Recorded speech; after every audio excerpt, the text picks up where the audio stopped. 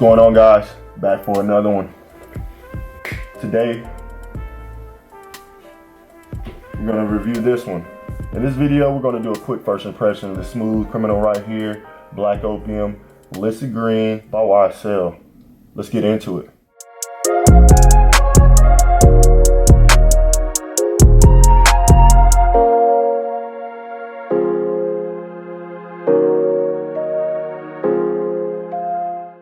Hey guys, my name is Bobby, helping those of you who want to know thyself and to groom well. On this channel I do fragrance reviews, groom reviews, and discussions about connecting with your inner self and improving your self-confidence and looking damn good while doing it. So if you're new here, consider subscribing. If you find this content helpful, drop me a like and say what's up in the comments. So today I'm going to do a quick review and my first impressions on this YSL's Black Opium Illicit Green. Spoiler alert, it's pretty damn good. So if you've been thinking about picking this up, or if you have the original Black Opium and you're trying to figure out if this is when you should pick up two, stick around and let's talk about the new kid in class. Black Opium Illicit Green was launched this year, 2022, by Yves Saint Laurent, which is a designer house, and it is a flanker to the original Black Opium. Very similar in the design, but a little bit different. All right, let's talk about the presentation. So the bottle is black and it's covered in these silvery flecks, and it's very similar to the original except for the green window displaying the black YSL in the cap. Clicks nicely into place. Let's get a quick spray. All right, on initial first impressions, my nose picks up the mandarin notes and kind of a green note here, which is, I believe, the fig leaf that is listed on Fragrantica. I'm not picking up the pear notes that are also listed. The original DNA of the Black Opium is very apparent here, but there's definitely something new. You know, I've thoroughly smelled the original Black Opium, and this adds a new layer to it. It's subtle, but it's new. As it begins to dry down, the fig notes definitely come through, backed by the white florals here. This is where this fragrance begins to kind of lean somewhat feminine. However, as you get to the base florals, it starts to become a little bit more powdery and blend with the gourmand coffee notes, which is very similar to the original. And that's why I personally think it can kind of lean unisex. There's also a bit of a vanilla deep into the base notes that blends really well with the coffee and adds kind of a creaminess to the fig. The fig starts off like initially mingling with the green notes and comes across as kind of a fresher fig. And later in the base, that's when it blends with the coffee and becomes a creamier, like a milky fig, which is very smooth in my opinion. So let's talk about the note breakdown here. So this is listed as a floral fruity gourmand fragrance for women. The note breakdown per Fragrantica are pear, fig leaf, green mandarin with middle notes of fig, the actual fruit, jasmine, and orange blossom. And in the base you kind of have that bourbon vanilla, coffee, and patchouli. When to wear this? I believe this can be worn any season, 365, all year round.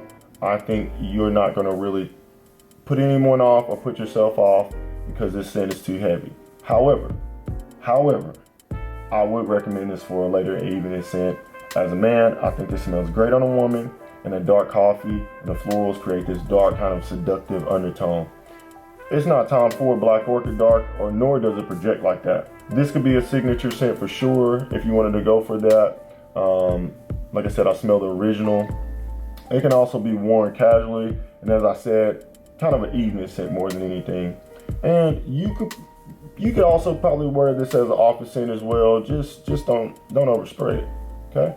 So as far as this bottle, this is 100 ml. And this is an EDP concentration. It should last pretty long on the skin. There are several other Black Opium flankers in the line, and this is one of YSL's latest creations for 2022 alongside Black Opium Intense. Hey guys, if you're enjoying this video and you haven't already, mind dropping me a like, but hang out to the end so I can quickly go over the performance, my final thoughts, and should you blind buy this fragrance. So the projection is somewhat on the weaker side. You know, this being a heavier gourmand scent just doesn't project. You know, I think the citrus and the green fig in here kind of give it a little bit more projection, a little bit more effervescence, but it's not much. This is pretty much an arm's length fragrance, which is to say, you know, you will have a nice little scent bubble, probably about 4 hours, and then it'll start to become more of a skin scent. So it'll sit a little bit closer to the skin. The sillage is decent here. No huge scent trail, but if people are close to you and you walk past them, they're definitely going to notice. But it's going to be mostly the florals. And as far as the longevity, you're probably going to get about 5 to 6 hours on your clothes, probably about 4 or 5 hours of skin.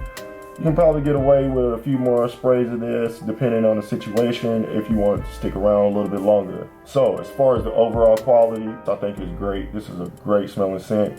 You're getting that classic YSL Black Opium DNA with a new greener little twist to it with that fig.